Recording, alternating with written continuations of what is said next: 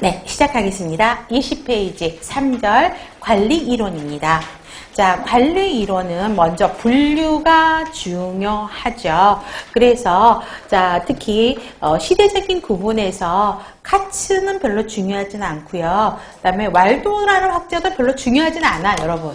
그냥 왈도가 시험 문제 나오진 않고요. 왈도라는 학자는 아예 문제에 들어갈 거예요. 그래서 왈도라는 학자가 시대적인 구분으로 그냥 나눠놨습니다. 그래서 그게 가장 핵심이에요. 그래서 고전적이라고 이야기하죠. 그럼 고전적은 그게 뭐가 있어요? 과학적 방법론, 그 다음에 행정관리론, 그 다음에 관료제. 그 다음에 신고전적이 있죠. 신고전적에는 인간관계론, 그 다음에 또 하나 행태과학론, 행동과학론이라고 이야기를 합니다. 그 다음에 의사결정론, 그 다음에 현대적 이론에서는 체계이론, 상황이론, 카오스 이론 이렇게 나오긴 합니다. 자, 시대적인 구분이에요. 자, 고전적인 시대는 사람을 중요하게 생각하지 않았어요. 사람을 목적을 달성하기 위한 수단으로 생각을 했어요. 그래서 과학적 방법론에는 누가 나오냐면 테일러라는 학자가 나옵니다. 그래서 테일러리즘이라고 이야기를 하고 있고요. 그 다음에 행정관리에서 아까 관리라는 이야기를 처음 했던 사람이 페이올이라고 그랬죠. 그래서 페이올이라는 학자가 행정관리론을 이야기하고 그 다음에 관료제는 베버라는 학자가 이야기를 하게 됩니다. 자, 그러면 우리가 관리 이론에서 가장 중요하게 봐야 되는 게 뭐냐? 그러면은 첫 번째가 그 관리 이론들의 특성이에요. 개념? 특성이 중요합니다. 그래서 이론들의 특성을 먼저 정리를 하셔야 되겠고요. 이런 관리 이론들이 관리에 미친 영향이요. 어떤 영향을 주었느냐? 그 다음에 세 번째가 또 뭐가 나오냐면요. 장단점이 문제가 나옵니다.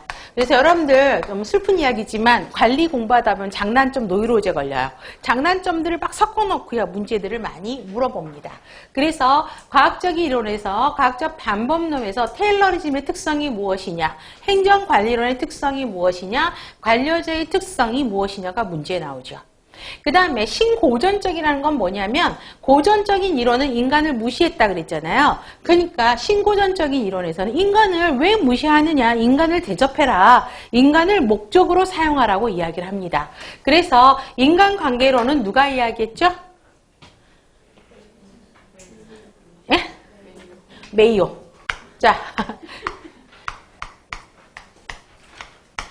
여기서 호손이라고 하면 절대 안 되지. 자, 메이어라는 학자가 호손이라는 공장에서 실험 연구를 하게 됩니다. 그래서 인간이 중요하다라고 펼치기 시작하죠. 그 다음에 행태과학론은 인간관계론이 발전을 하면서 사람이 어때요? 생각만 하고 있으면 안 되는 행동으로 나와야 되는 거죠. 그래서 행동으로 나와야 된다. 행동적인 거를 강조한 거고요. 그 다음에 합리적인 의사결정을 해야 된다라고 이야기를 하는 게 의사결정론입니다. 그래서 이 학자들님 이렇게 외우시면 되겠고요. 그 다음에 체계 이론은, 현대적인 이론은 길리스라는 학자가 체계 이론을 아까 이야기했다 그랬죠. 그래서 간호관리 과정을 투입을 산출로 바꾸는 전환 과정이다 라고 이야기했었죠. 여기서 이야기가 나옵니다.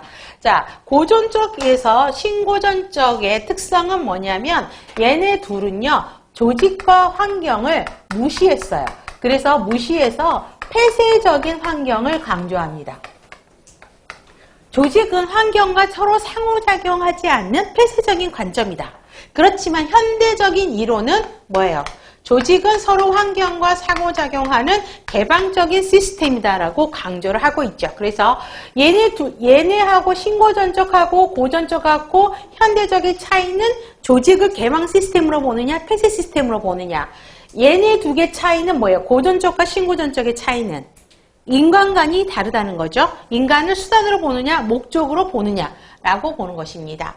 그 다음에 관리도 어떤 관리 이론이 좋으냐 이게 없다고요. 상황에 맞게 관리를 하는 게 가장 좋다라고 하는 게 상황이고요. 카오스 이론들을 강조하게 됩니다. 그러면 문제는 고전적 이론들이 많이 나오고요. 특히 고전적 이론에서 과학적 관리론과 인간관계론은 완전히 반대 개념이죠. 사람을 무시하고 사람을 대우해라. 얘네 둘이 비교하는 문제가 제법 많고요. 그 다음에 또 과학적 관리론과 행정관리론을 비교하는 문제가 많고요. 관료제는 단독으로 문제가 나갑니다. 그 다음에 가장 빈도수가